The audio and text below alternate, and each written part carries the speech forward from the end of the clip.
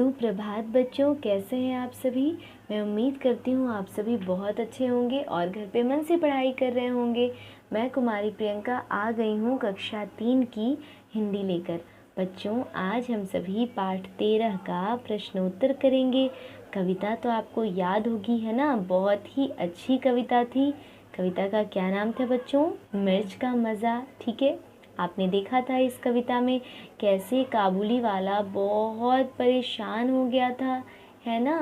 तो चलिए प्रारंभ करते हैं बच्चों और इस कविता को पढ़ते हैं। ठीक है, तो जो सबसे पहला प्रश्न है बच्चों, ध्यान से सुनिएगा। इस प्रश्न को लिखना नहीं है, ठीक है। इस प्रश्न को आपको करना है घर पे। देखिए कौन सा प्रश्न है। प्रश्न है, काबुली वाले को सब्जी बेचने वाली की भाषा अच्छी तरह समझ नहीं आती थी, है ना बच्चों। उसे सब्जी बेचने वाले की भाषा अच्छे से समझ में नहीं आती थी, इसीलिए उसे अपनी बात समझाने में बड़ी मुश्किल हुई। आपने देखा था कविता में वो क्या कर रहा था, ज्यों त्यों कुछ समझाकर काबुली वाली को उसने बोला था मिर्च के लिए। ठीक है, चलो देखते हैं तुम अपनी बात बिना बोले अपने साथी को कैसे समझाते हो। यानी बच्चों, आपको एक गेम खेलना है, एक खेल खेलना है जिसमें आप 2 लोगों के साथ खेल सकते हैं या फिर टीम बना करके भी खेल सकते हैं। ठीक है, इसमें करना क्या है कि नीचे लिखे वाक्य अलग अलग पर्चियों में लिख लो। यानी नीचे आपको कुछ वाक्य दिए गए हैं, इससे आपको अलग अलग पर्ची में लिख लेना है। ठीक है, और फिर क्या करना है, एक पर्ची उठाना है और बिना बोले उस वाक्य को अपने साथी को बताना है, यानी अपने टीम मेंबर को बताना है।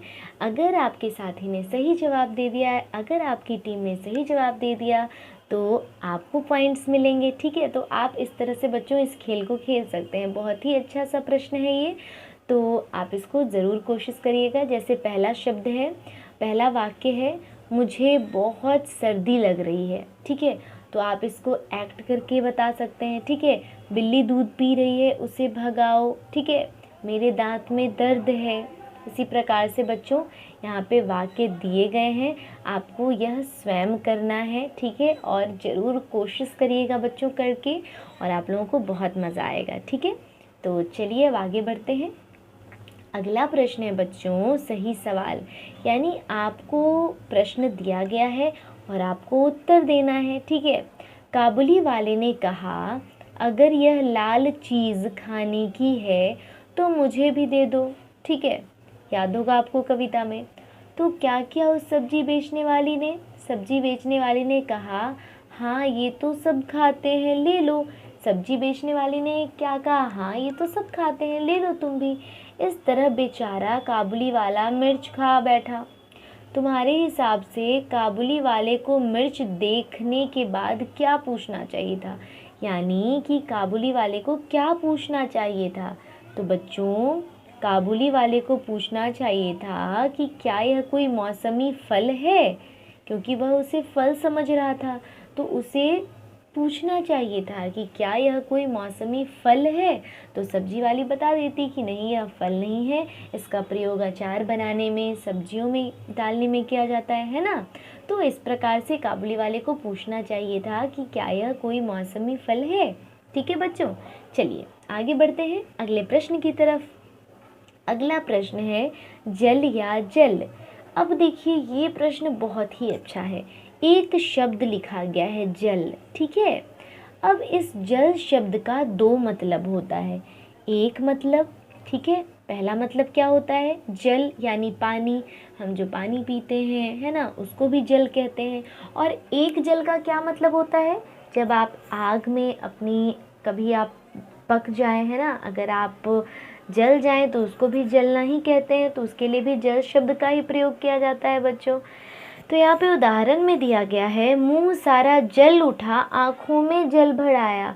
यानी मिर्च खाने के बाद उसे बहुत परेशानी हो रही थी काबुली वाले को, तो उसका मुंह सारा जल उठा, यानी उसे बहुत तीखा लग रहा था। और फिर क्या हुआ था, उसकी आँखों में जल भर आया, उसकी आँखों में पानी भर आया था बच्चों, है ना, आपको याद होगा। तो इसी प्रकार जल शब्द के 2 मतलब हैं। ठीक है, एक तो जलना या फिर तीखा लगना, दूसरा पानी, है ना। इसी प्रकार से आपको नीचे कुछ शब्द दिए गए हैं और आपको उन शब्दों से ऐसे वाक्य बनाना है ताकि उसका दो मतलब निकले, है ना। जैसे यहाँ पे जल शब्द का प्रयोग 2 बार हुआ है, लेकिन दोनों बार मतलब अलग अलग है ना बच्चों। तो इस प्रश्न का उत्तर आप प्रयास करिएगा खुद से करने का, है ना। और अगली कक्षा में मैं आऊँगी और आपको इन प्रश्नों के उत्तर करवाऊँगी। तब तक के लिए पढ़ते रहिए, बढ़ते रहिए। Keep study. Thank you so much.